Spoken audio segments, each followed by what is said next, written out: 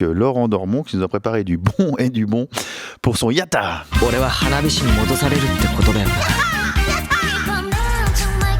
Pony Express. Wow.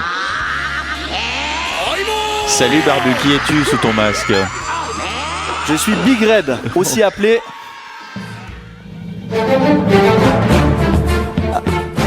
C'est bon? Aussi appelé? Aussi appelé... Ah, c'est mignon. Bon, tu l'auras compris Sam, ce matin on va parler d'un style de série qui cartonne au Japon, qui a aussi cartonné chez nous dans les années 80, les Sentai. Je vais pas revenir tout de suite dessus, on va aller plus en détail après. Après on aura l'interview d'une dessinatrice de manga française qui s'appelle Elsa Brandt, que j'ai eu l'occasion d'interviewer, c'est hyper passionnant. Mais on commence tout de suite avec les Sentai. Laurent Dormont et sa sœur La Belle au Bois. Donc pas de sortie manga de la semaine, hein, directement dans le vif avec les Sentai. Et oui Samuel, ah pardon, d'abord ça.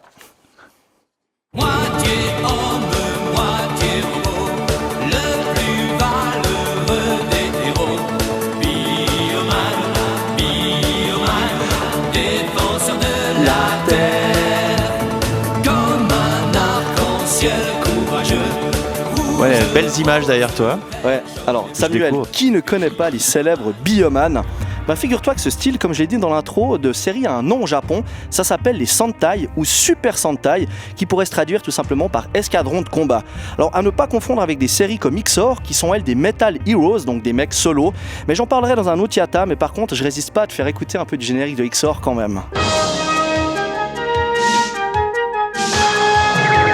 XOR, le shérif de l'espace. XOR, j'ose même pas chanter avec toi, mais je la connais par cœur.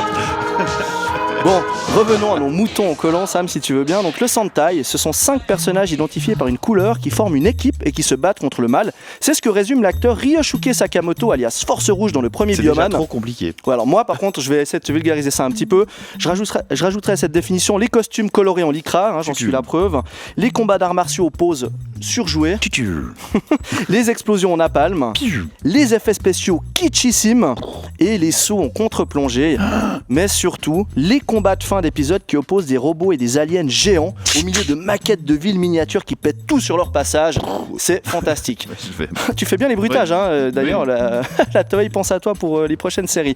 La première série de Sentai, c'est Go Ranger qui débarque à la TV japonaise en 75. On écoute.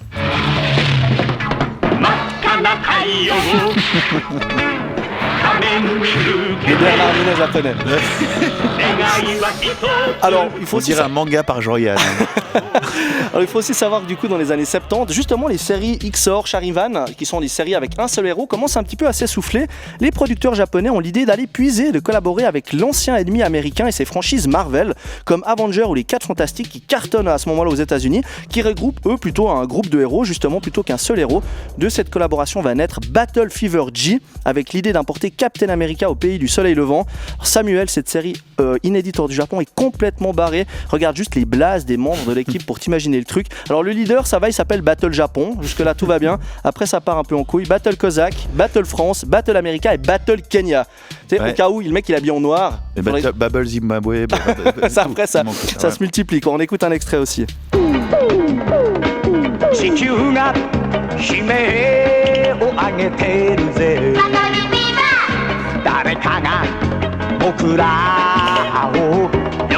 C'est pas mal, hein. Et ça groove en fait. Ça groove sévère, hein. Ouais. Ça c'est aussi au milieu des années 70, c'est plutôt assez cool. Donc c'est cette série, un Battle Fever G, qui va poser les bases du Sentai, donc à savoir 5 héros et un robot géant qui combat des super gros monstres. Justement, en parlant de monstres, sais-tu que l'autre grosse influence des Sentai, c'est justement les films de monstres japonais, comme Godzilla, ce monstre géant qui détruit des villes maquettes. J'en avais fait un papier dans Yatta déjà, mais voilà, c'est un petit peu l'idée, parce que un bon Sentai doit se finir avec un combat de robots géants dans une ville contre un méchant qui aurait pu dès le départ devenir géant, mais non, qui a attendu la fin de l'épisode pour le devenir, et il se tabasse, c'est plutôt cool.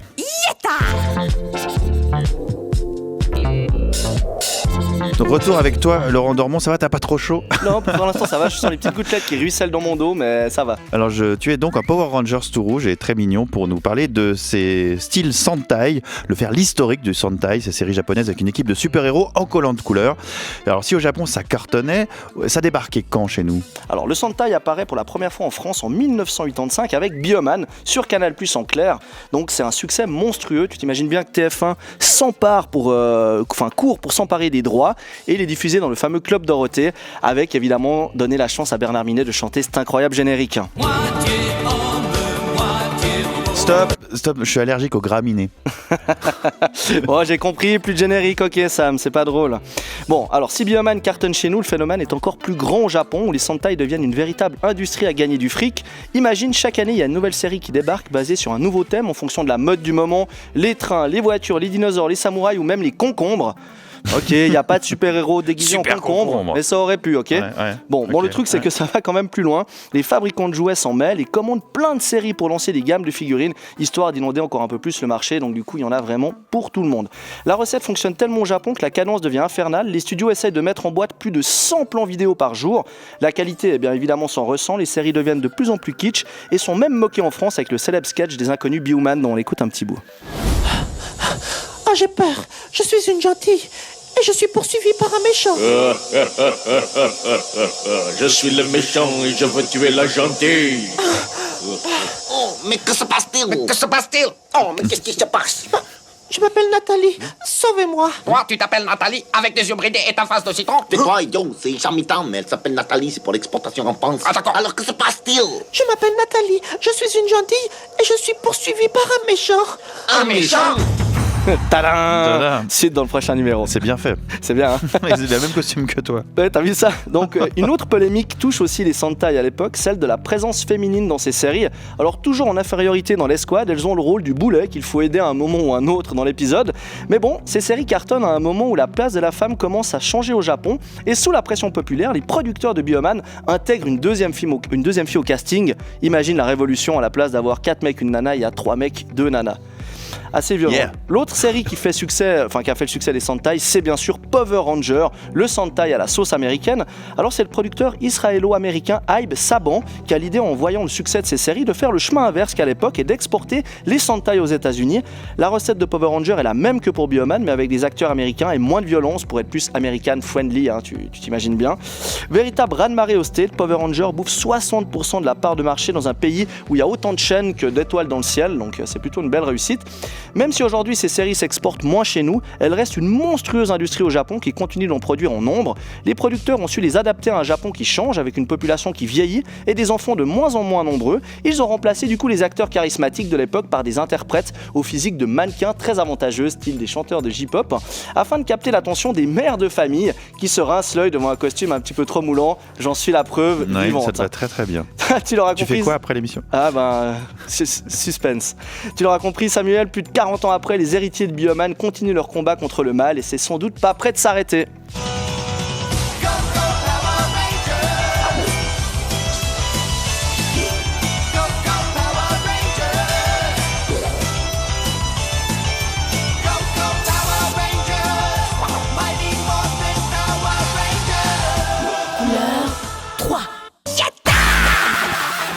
Pony Express. Laurent, on laisse de côté les héros de Sentai et on part à la rencontre d'une dessinatrice de manga français qui cartonne au Japon et c'est la seule, non? Exactement, Sam, elle s'appelle Elsa Brandt, c'est la dessinatrice du manga Save Me Pity et c'est la seule mangaka française à être éditée au Japon. Tu vois un peu le pédigré quand même de la personne. Elle était l'une des invitées du dernier Polymanga du comté de Montreux où j'ai pu lui poser quelques questions. Je lui ai demandé pourquoi elle a commencé par la BD franco-belge plutôt que directement par dessiner des mangas. Au tout début, je voulais d'abord faire du manga.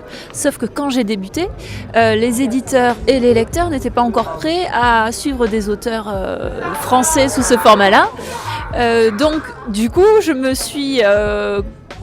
j'ai transformé mon style afin de passer en bande dessinée franco-belge. C'était intéressant aussi, je me suis régalée, j'ai travaillé sur plusieurs collaborations, mais c'était pas vraiment ce que je voulais faire au départ. T'as fait l'aller et retour. Voilà, Il y en a beaucoup qui font BD traditionnel, manga. Toi, tu avais fait manga, trad et après manga. Alors, au tout début, mes premiers mangas, c'était en tant qu'amateur, puisque c'était pas signé du tout, c'était absolument pas sous contrat. Mes premiers contrats étaient sous format franco-belge, et dès que j'ai senti que les éditeurs étaient OK pour passer avec des auteurs français, je suis revenue à mon style de prédilection. Alors son manga, Save Me Pity, nous plonge dans la Grèce antique et la mythologie. L'héroïne, Pity, est frappée d'une malédiction qui lui permet de prédire les catastrophes, mais le truc un petit peu chiant, Samuel, c'est que du coup sa malédiction a un deuxième sens et que personne ne la croit. Donc du coup elle dit il va y avoir une météorite. Tout le monde dit mais non, que dalle. Et il y a une météorite qui tombe quelques mètres plus loin. En fait personne ne la croit sauf Xanthe, le fils un peu loser caché de Zeus, qui est une catastrophe sur pattes et du coup qui lui peut la croire. J'ai demandé à Elsa pourquoi elle a pris la mythologie comme thème. Quand j'étais gamine, mes profs de grec et de latin étaient totalement farfelus et ils m'ont appris tous ces univers-là de façon très ludique. Et je trouve que ça passait beaucoup mieux que des cours plan-plan trop sérieux. Et donc j'ai eu envie de faire passer ces informations-là, ces univers-là avec humour, avec des côtés déjantés. Voilà, ça me fait rire et donc j'ai envie de faire rire les gens comme ça. Et comment on se documente justement pour quand même apporter ce côté très mythologique, parce qu'on apprend quand même des choses en lisant ton manga. Donc tu fais un boulot de documentaliste avant de te lancer dans le scénario ? Eh bien pour cet univers-là, j'étais quand même déjà pas mal calée à la base parce que depuis toute petite, je suis totalement fondue de mythologie. Donc dès que je tombais sur un documentaire, sur un bouquin, je lisais, je compulsais, je relisais. Et donc voilà, j'avais quand même bien de bonnes bases, mais ça m'a pas empêché effectivement de repartir dans des médiathèques histoire de trouver d'autres documents une fois que j'ai signé le contrat avec Kana, histoire de vraiment blinder toutes mes connaissances pour pas être prise en défaut. Comme je t'ai dit en introduction, Sam, Elsa est la seule dessinatrice de manga française à être publiée au Japon, et ça du coup elle l'avait pas du tout anticipé et prévu, on l'écoute. Eh bien non, j'ai d'abord vraiment travaillé pour le public européen parce que, étant moi-même européenne, je trouvais ça plus logique de parler avec mon univers, ma culture, avec un état d'esprit occidental. Je trouvais ça plus logique de miser d'abord sur ce public-là. Et maintenant, effectivement, le fait que ce soit publié au Japon, c'est la grosse cerise sur le gâteau. C'est vraiment, je n'osais pas y croire et ça a été une grosse surprise. Et j'en tremble encore d'émotion. Mais je pense que ce qui intéresse les Japonais, c'est justement d'avoir des choses différentes. Et non pas des choses qui soient pensées pour eux. Je pense que c'est ça qui peut les intéresser, puisque quelque part c'est exotique. Alors Laurent, tu as donc rencontré Elsa Brandt qui fait du dessin et qui fait des mangas. Tu l'as non seulement rencontré, tu l'as filmé. On peut voir en ce moment aussi ce que tu as filmé d'elle avec des dessins, avec des animations aussi, etc. Et donc c'était à Polymanga cette année. Exactement, ouais. Puis alors elle nous expliquait avant la pause, donc on apprenait que c'était la première auteure à être publiée au Japon, mais elle a une autre particularité, c'est qu'en fait son manga qui est publié au Japon, tu sais que les mangas se lisent dans le sens de lecture japonais, même chez nous, et elle du coup en fait son manga se lit dans le sens de lecture européen, même au Japon. Elle nous explique pourquoi ce choix éditorial. En fait, mon éditrice chez Kana m'a donné le choix. Elle m'a dit tu fais comme tu veux. Et moi je me suis dit, étant donné que ça va sortir d'abord en Europe, que je vise un public très large, j'ai des lecteurs de 8 ans qui commencent à peine à lire et j'ai des lecteurs de 88 ans qui sont bien habitués au sens de la lecture occidentale, je me suis dit autant faire un sens de lecture qui soit lisible par tous, c'est-à-dire le sens de lecture occidentale. Parce qu'un lecteur de manga en France ou en Europe maintenant, il sait aussi lire dans l'autre sens. Et du coup, je pense que j'ai pu toucher un public assez large grâce à ce sens de lecture. Maintenant, pour la version japonaise, ils ont choisi de le conserver dans le sens de lecture occidentale, ce qui m'a beaucoup surpris quand je l'ai appris. Et en fait, quand j'aurais posé la question, ils m'ont dit nous aussi on sait lire dans les deux sens, il n'y a pas de problème.